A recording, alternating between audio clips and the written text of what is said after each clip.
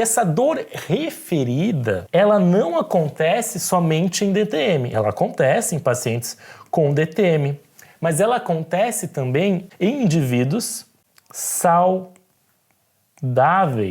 onde nesses pacientes, se eu fizer muita pressão ou injetar uma substância que causa dor álgica, como por exemplo glutamato, pode causar essa dor referida no meu paciente.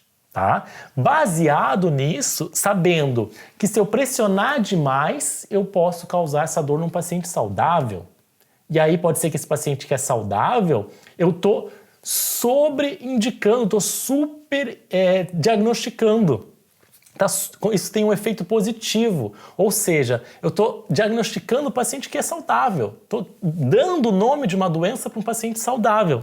Então a força que eu vou pressionar esse músculo é bem importante.